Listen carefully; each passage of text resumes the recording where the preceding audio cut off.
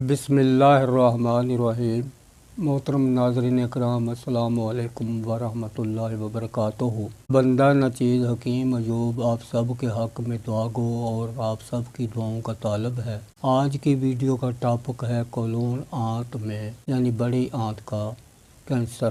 بڑی آنت کا وہ حصہ ہے جو سگمائٹ کولون کے آخری حصہ سے شروع ہو کے مقد کے مقام تک تقریباً 10 تا 12 ملی میٹر لمبا بے ڈھنگا، اوپر سے فراخ اور نیچے مقد کے مقام پر تنگ ہوتا ہے، اور اس مقام مقد میں ارادی عضلے اور غیر ارادی عضلے کا جال بچھا ہوا ہے۔ اندرونی ساخت ٹیڑھی میڑھی یوں سمجھ لیجئے کہ براز رکھنے کا قدرت نے برتن بنایا ہے جسے انگریزی میں باؤل اور عام زبان میں پیالہ کہتے ہیں۔ اوپر سے 3 انچ گولائی اور نیچے مقام مقد پر 7 انچ کے قریب تنگ ہوتا ہے۔ اس کے اندر ایکسوکرائن گلینڈ یعنی غدد ناقلہ جو کہ براز کو خراج کرتے ہیں لگے ہوتے ہیں، اور غیر عضلاتی ارادی عضلات موجود ہوتے ہیں جو کہ پخانے کو کچھ وقت تک روکتے ہیں اور پھر بھر جانے پر خارج کرنا، اور اس کے ساتھ اعصاب کا جال یعنی مواصلاتی نظام کا بھی جال بچھا ہوا ہے۔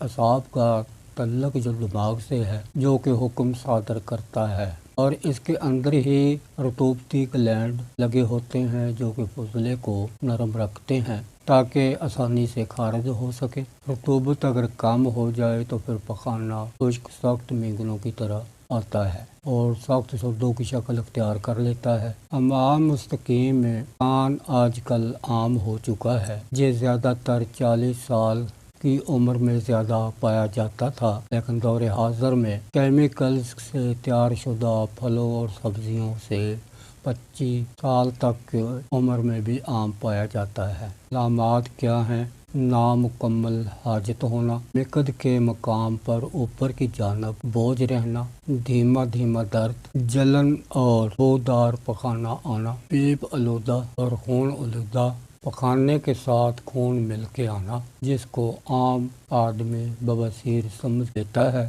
لیکن یہ ناکامی ہے اور کم علمی ہے۔ براز کا سخت ہونا، کھانے کی گولائی متاثر ہونا، یہ تو عام ابتدائی علامات تھی۔ نمبر 2 پہ پیٹ درد، کم و بیش بخار رہنا، وزن میں کمی، براز میں خون ملا ہوا اخراج کرنا، دن بدن کمزور ہونا، بھوک کم لگنا، ہر وقت پیٹ میں گیس رہنا وغیرہ وغیرہ۔ اسباب کیا ہیں؟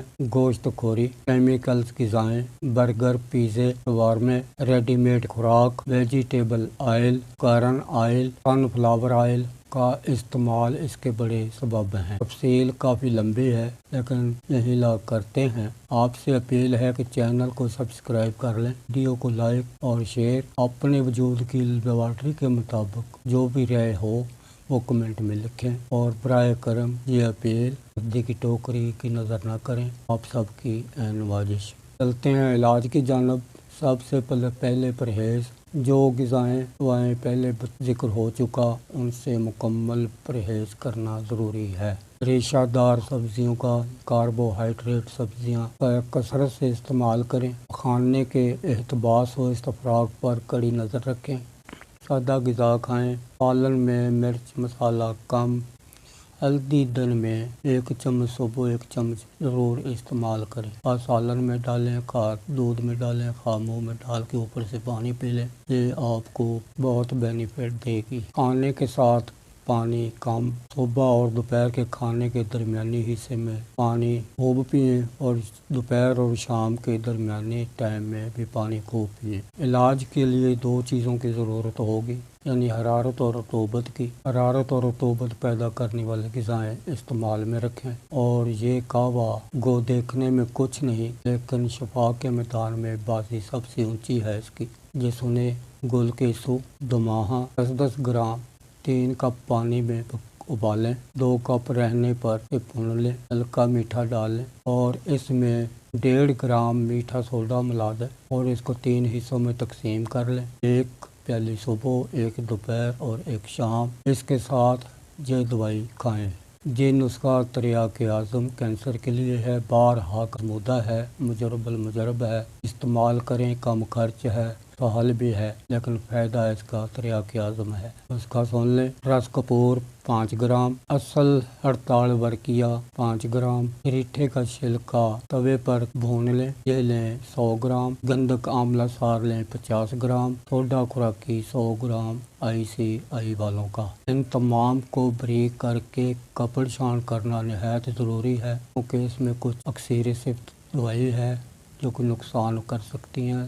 آپ اس کو جتنا بھی مہین بریک کریں گے اتنا ہی اس کا رزلٹ اچھا ہوگا۔ بنانے میں کمی نہ چھوڑیں۔ 4 رتی صبح، 4 رتی دوپہر کو، 4 رتی شام کو، جو پہلے کعبہ کا ذکر ہو چکا اس کے ساتھ کھائیں۔ مرغن غذاؤں پر زور رکھیں اور پائے کے یخنی کم از کم ہفتے میں 2 بار ضرور پئیں۔ انشاءاللہ مجرب المجرب علاج ہے، تصدیق شدہ ہے۔ فائدہ اٹھائیں اور دعاؤں میں یاد رکھیں۔ ویڈیو دوستو ہوئی اب مکمل۔